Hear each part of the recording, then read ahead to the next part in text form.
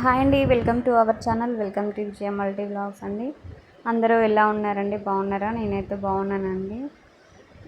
So ఇప్పుడు మన షెడ్యూల్లో మనం చదువుకునేది టీజీపీఎస్సీ గ్రూప్స్ కోసం కాబట్టి సో నేనైతే ప్రిపరేషన్ అనేది చాలా సీరియస్గా అయితే చేస్తున్నానని, ఎందుకంటే పోస్టులు తక్కువ ఉంటాయి అండ్ మనము అందులో వన్ ఆఫ్ ద ర్యాంకర్గా ఉండాలి అంటే సో చాలా సీరియస్గా ప్రిపరేషన్ అనేది చేయాలి.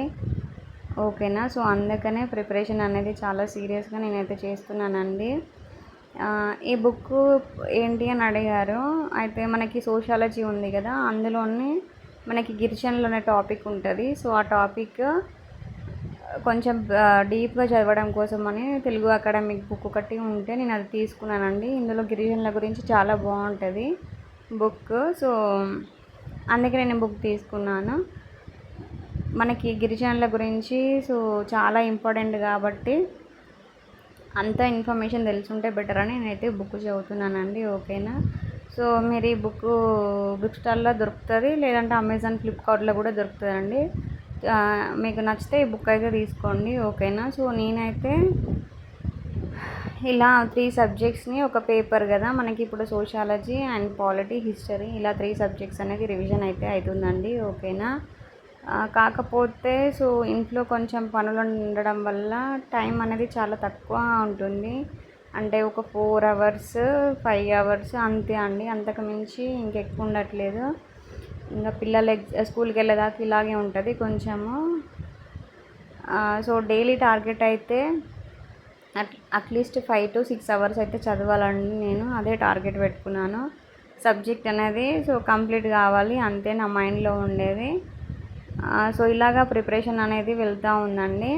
కానీ సో ఒక్కొక్కసారి నేను కూడా డిమోటివేట్ అవుతూ ఉంటాయి కదా, ఎన్ని పనులు చేసేసరికి బ్యాక్ పెయిన్ వస్తుంది అండ్ కొంచెం నీరసంగా కూడా ఉంటుంది. మళ్ళీ ఎండలు కూడా చాలా ఉన్నాయి కదా, సో అలా కొంచెం బాడీ సహకరించట్లేదు. కానీ అయినా తప్పదు ఇంకా.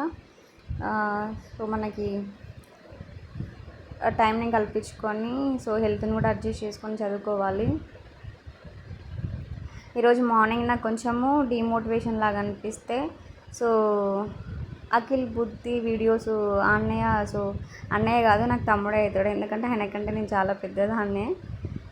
సో ఆ బ్రదర్ సో స్టోరీ అయితే ఇంటర్వ్యూస్ వింటాను నేను అప్పుడప్పుడు. సో ఇట్లా ఐఏఎస్ వాళ్ళవి. సో తన వే ఆఫ్ థింకింగ్ కానీ సో వే ఆఫ్ చెప్పడము అన్నీ బాగుంటాయి, చాలా ఇన్స్పైరింగ్ అనిపిస్తుంది. సో అలా ఎప్పుడన్నా ఒకసారి మనకి కూడా సో డిమోటివేట్ అవుతుంది కదా, అలా ఇంటర్వ్యూస్ అనేది వాళ్ళు ఏం ఫేస్ చేసి ప్రతి ఒక్కరి లైఫ్లో ఏదో ఒక స్ట్రగుల్ అనేది ఉంటుంది. ఉట్టిగానే ర్యాంకర్స్ కాదు. సో అలాగే ఉట్టిగానే జాబ్ రాదంటే అంత ఈజీ ఏం కాదండి. సో వాళ్ళ లైఫ్లో ఎంతో కష్టపడితేనే ఆ స్టేజ్కి వచ్చి ఉంటారు. సో కాబట్టి వాళ్ళ కష్టం ముందు మనది చాలా చిన్నగా కనిపిస్తుంది కదా. సో అట్లా వింటూ ఉంటే మనకి ఏమనిపిస్తుంది అంటే అరే వాళ్ళు చేశారు కదా మనం చేయాలని ఒక ఆలోచన వస్తుంది. సో అలాగా మోటివేషన్ అనేది సో తీసుకోవాలి. ఎందుకంటే మనం ఎంత స్ట్రాంగ్ ఉన్నా కూడా ఏదో ఒక టైంలో అంటే మనకి ఇది ఇప్పుడు ఎప్పుడు వస్తుందో జాబ్ అనేది పర్టికులర్గా చెప్పలేము. కాబట్టి మనకి చాలా అబ్స్టాకిల్స్ ఉంటాయి. అంటే మాటలతోటి ఇప్పుడు చుట్టుపక్కల వాళ్ళతోటి ఇవన్నీ ఉంటాయి కాబట్టి మనకు అంతగా అవి తీసుకోలేమన్నమాట. ఎంత మనం స్ట్రాంగ్ ఉండాలి అని అనుకున్నప్పుడు ఏదో ఒక పాయింట్లో సో డిమోటివేట్ అవుతాము. కాబట్టి ఇలా డిమోటివేట్ అయినప్పుడు ఎవరిదన్నా మీకు నచ్చిన వాళ్ళని ఇన్స్పైరింగ్గా తీసుకొని వాళ్ళ స్టోరీస్ చదవడము, లేదా అలా మన మైండ్ని అయితే కొంచెం స్ట్రాంగ్ చేసుకోవాలి. ఈరోజైతే నేను అలాగా చేసుకున్నాను. తర్వాత చాలా యాక్టివ్ అయ్యాను. సో ఎట్టి పరిస్థితులలో ఖచ్చితంగా జాబ్ అయితే కొట్టాలని అయితే బలంగా ఫిక్స్ అయ్యానండి. సో ఈరోజు వీడియో అయితే ఇదండి.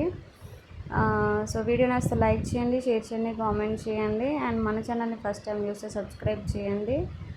So thank you for watching. Please subscribe.